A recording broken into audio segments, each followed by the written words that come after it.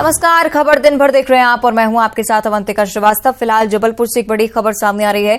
नर्मदा नदी के बीच 4 युवक फंसे हुए हैं। भेड़ाघाट के गोपालपुर में युवक फंसे हुए हैं।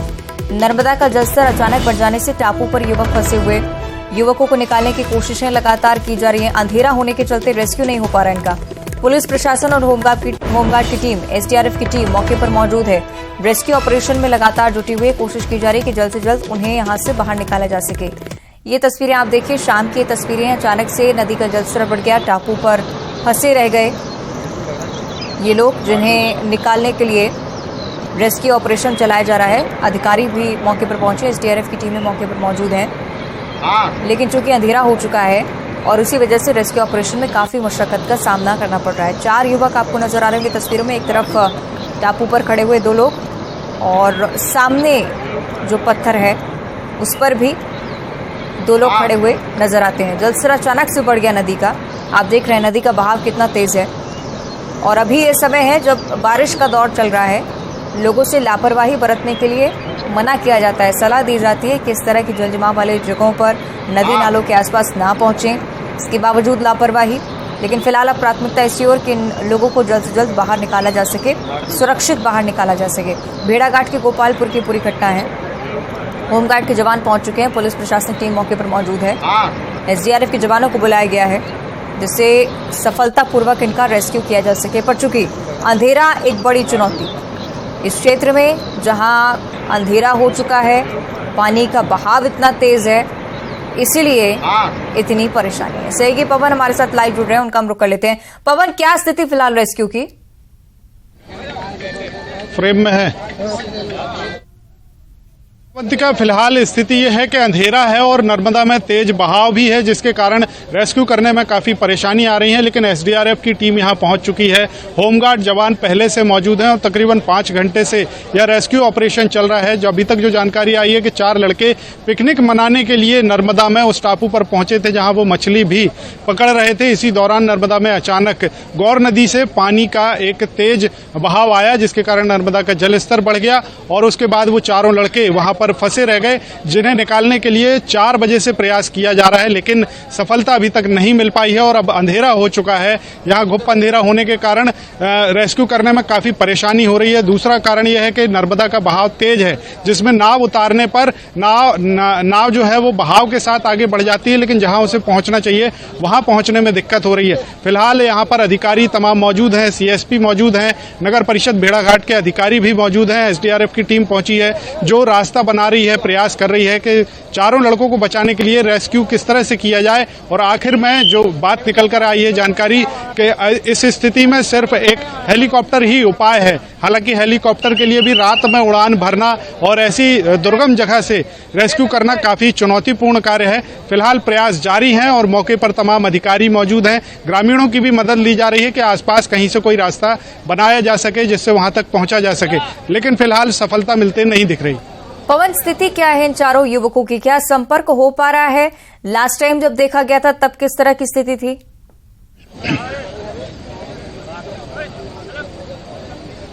अवंतिका, दिन डूबने के पहले जो है ये जानकारी आई है कि दिन डूबने के पहले तक उनके पास ड्रोन के माध्यम से लाइफ जैकेट पहुंचा दी गई थी, ताकि अगर पानी का बहाव तेज होता भी है तो वो लड़के अगर पानी में बहेंगे भी तो डूबे ना। लेकिन फिर भी रिस्क बना हुआ है, क्योंकि नर्मदा के जो पानी है उसके साथ फ्लड बहकर आ रहा है और वो फ्लड कहीं ना कहीं नुकसान पहुंचा सकता है, जो तैरने में भी रुकावट बनेगा, रेस्क्यू करने में भी रुकावट बनेगा। 4 लड़के कौन हैं, कहाँ के रहने वाले हैं, अभी तक ये जानकारी स्पष्ट नहीं है।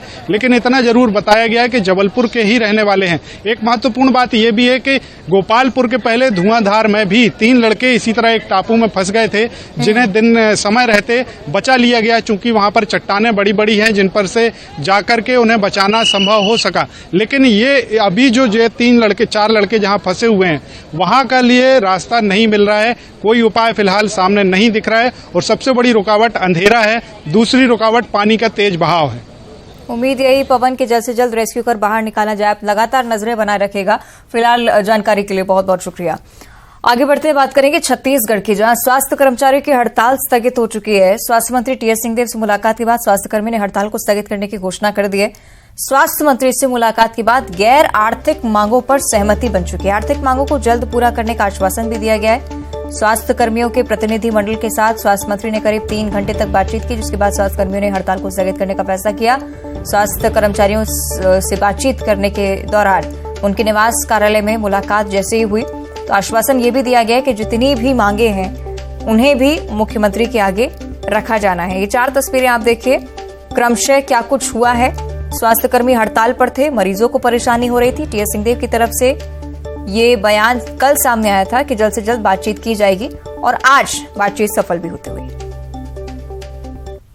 अपनी तरफ से तो मैंने चर्चा भी की, उनके प्रतिनिधि आए भी थे, प्रादेशिक स्तर के पदाधिकारी कर्मचारी संघ के आए थे। उनसे भी मैंने यही आग्रह किया था कि परेशान कौन हो रहा है, वो मरीज हो रहे हैं जो या तो जीवन से संघर्ष करने की स्थिति में हो सकते हैं या बीमार हैं, उनकी तबीयत ठीक नहीं है, और उनके साथ इस तरह का व्यवहार करना, और खास करके स्वास्थ्य विभाग जो इसेंशियल सर्विसेज के तहत भी आता है। सरकार ने भी वैसी कड़ाई करने का फैसला नहीं लिया है कि एस्मा लगाया जाए, वरना एस्मा भी सरकार लगा सकती थी। बहुत बहुत धन्यवाद, आभार ज्ञापित करते हुए आंदोलन को स्थगित करने की घोषणा करता है। अगर 5 दिवस के पश्चात हमारी मांगों पर क्या कार्रवाई हुई उसको हम आपको सूचित करेंगे। धन्यवाद। जय भारत, जय छत्तीसगढ़। तो एक तरफ स्वास्थ्य कर्मियों ने हड़ताल स्थगित कर दी है और दूसरी तरफ छत्तीसगढ़ शिक्षक संघ ने आंदोलन की चेतावनी दे दी है। तीसरी तरफ प्रदेश के संविदा कर्मचारी कल रायपुर में हल्ला बोलने जा रहे हैं। राजधानी रायपुर के तूता मैदान में प्रदेश भर के संविदा कर्मचारी आंदोलन करेंगे। नियमितीकरण की मांग है और इसी को लेकर एक बार फिर से आवाज बुलंद करने की तैयारी।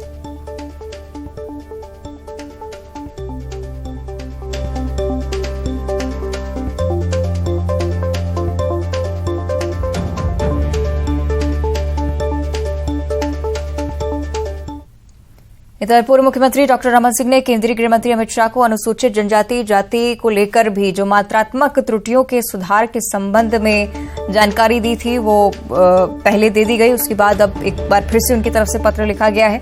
अनुसूचित जाति जनजाति को जितनी भी त्रुटियों का सामना करना पड़ता है, इस प्रस्ताव में यह आग्रह किया गया है कि जल्द से जल्द इसका समाधान करें। एक इधर पूर्व सीएम की चिट्ठी गई और दूसरी तरफ डिप्टी सिंहदेव की तरफ से एक बयान जिसमें उन्होंने कहा है कि मात्रात्मक त्रुटि का मामला हल हो जाना चाहिए था, लेकिन केंद्र सरकार इस पर निर्णय नहीं ले पा रही है। केंद्रीय गृह मंत्री को पत्र लिखा है और अनुसूचित जनजाति और अनुसूचित जाति के मात्रात्मक त्रुटियों के सुधार के लिए पत्र लिखा है। कैसे देखते हैं? बहुत दिनों से पहल चल रही थी और ये हो जाना चाहिए। कांग्रेस ने अपनी ओर से कई बार पत्र लिखा है, सरकार ने कई बार अपनी तरफ से पत्र लिखा है, विधानसभा में प्रस्ताव सर्वदलीय सर्वसम्मति से प्रस्ताव पारित हुए हैं, लेकिन केंद्र सरकार इसमें निर्णय नहीं ले पाई। पीएम मोदी की रायपुर में जनसभा को कई दिन बीत चुके हैं, लेकिन उससे लेकर छत्तीसगढ़ की राजनीति चर्चाओं में अभी भी है। पीएम की सभा और उनके भाषण को लेकर सीएम भूपेश बघेल ने आरोप लगाया, जिसका पूर्व सीएम रमन सिंह ने जवाब दिया। एक बार फिर से कांग्रेस की सरकार को भ्रष्ट बताया है। उनके ऊपर लगाए जा रहे भ्रष्टाचार और आय से अधिक संपत्ति के आरोपों पर भी कहा है कि हाईकोर्ट ने क्लीन चिट दे दी है, और साथ ही साथ शराब माफियाओं के मुद्दे को लेकर भी रमन सिंह ने निशाना साधा। टीएस सिंहदेव को सिर्फ 100 दिनों के लिए उप मुख्यमंत्री बनाया गया, ये बयान भी उनकी तरफ से आज।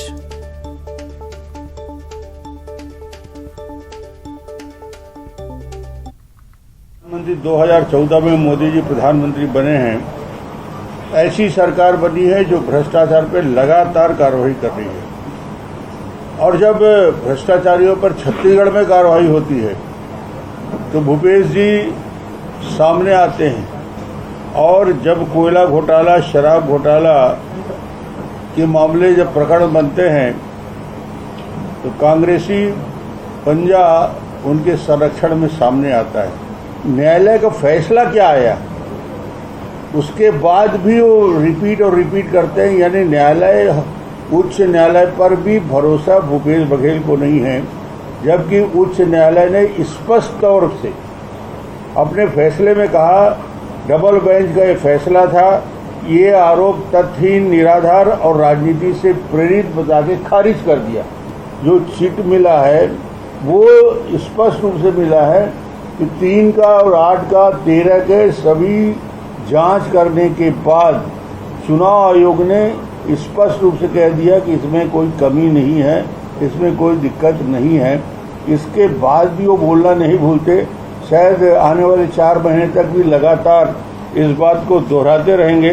वहाँ प्रधानमंत्री जी को धन्यवाद दिया सौगात के लिए, रेलवे के लिए, नेशनल हाईवे के लिए 7,600 करोड़ की सौगात दे के गए और अब बोल रहे हैं कि झुनझुना पकड़ा दिया। अरे भाई, झुनझुना तो कांग्रेस पार्टी ने टीएस सिंहदेव को 100 दिन का उप मुख्यमंत्री बन के लगा दिया। विधानसभा चुनाव के लिए किसी भी पार्टी ने अपने प्रत्याशी का ऐलान नहीं किया है, लेकिन बलरामपुर जिले में सिटिंग एमएलए के खिलाफ एक कांग्रेसी कार्यकर्ता ने वॉल पेंटिंग के जरिए अपनी दावेदारी पेश कर दी। कांग्रेस जिलाध्यक्ष जहां इसे गलत बता रहे हैं, तो वहीं विधायक बृहस्पति सिंह इसे भाजपा की साजिश करार दे रहे हैं।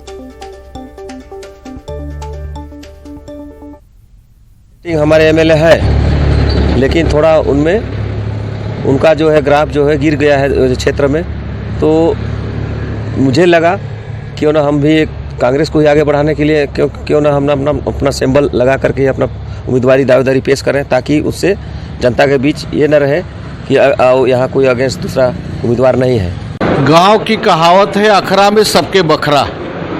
मतलब जब चुनाव आता है तो हर कार्यकर्ता को अपनी जो मन की बात है उसको निकालना चाहिए और अपनी दावेदारी पेश करना चाहिए और अपनी अधिकार की लड़ाई लड़ना चाहिए और जो पार्टी टिकट तय करती है इसके बाद सबको एक होकर विरोधी को मात देना चाहिए।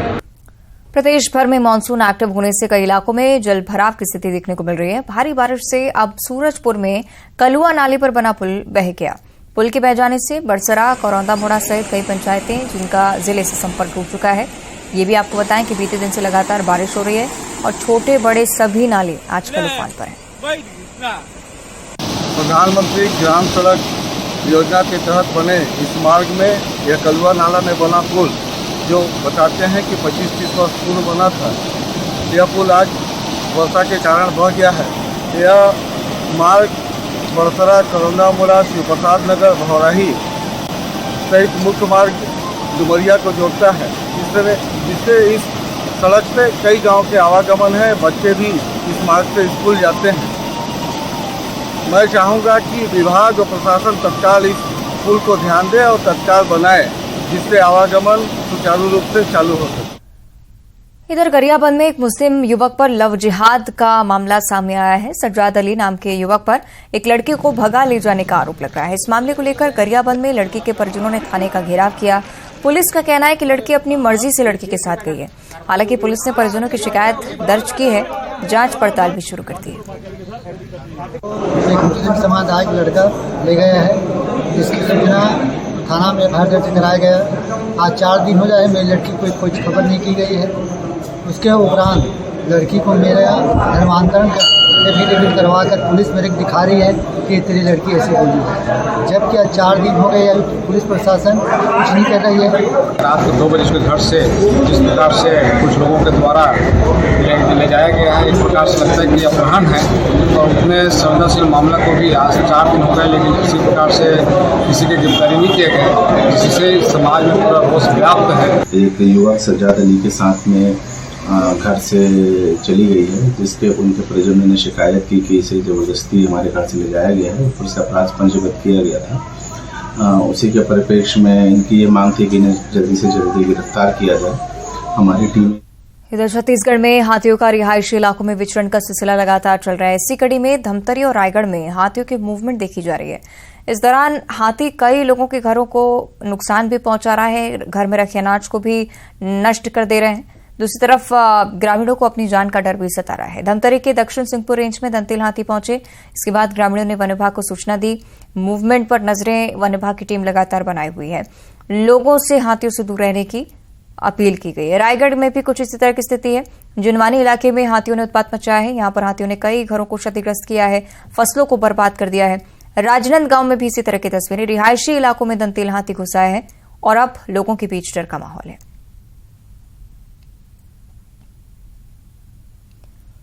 और अब खबर पेंड्रा से, जहां आज एक भालू ने महिला पर हमला कर दिया। महिला अपने पति और ससुर के साथ खेत पर काम करने के लिए गई थी। भालू ने महिला को देखा, उसके बाद हमला कर दिया। चीख पुकार मची।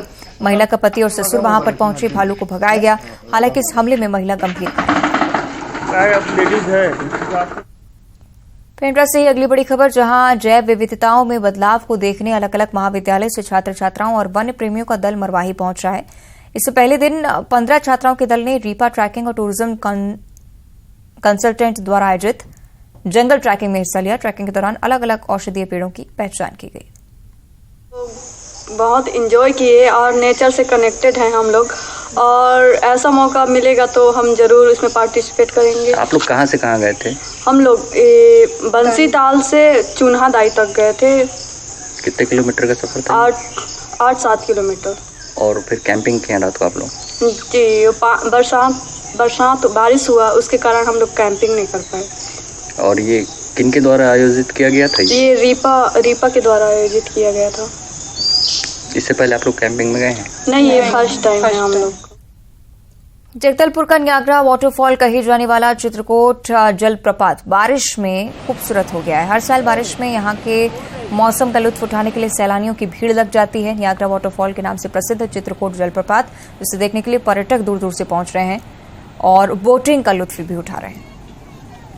यहाँ नीचे भी बोटिंग होती है, और यहाँ पे जो बोटिंग होती है उसकी खास बात यह है कि यहाँ के जो स्थानीय युवक हैं उन लोगों को एक कमाई का जरिया मिल गया है, और पर्यटकों को भी मनोरंजन का साधन हो जाता है, और बोटिंग करने में मज़ा तो आता ही है।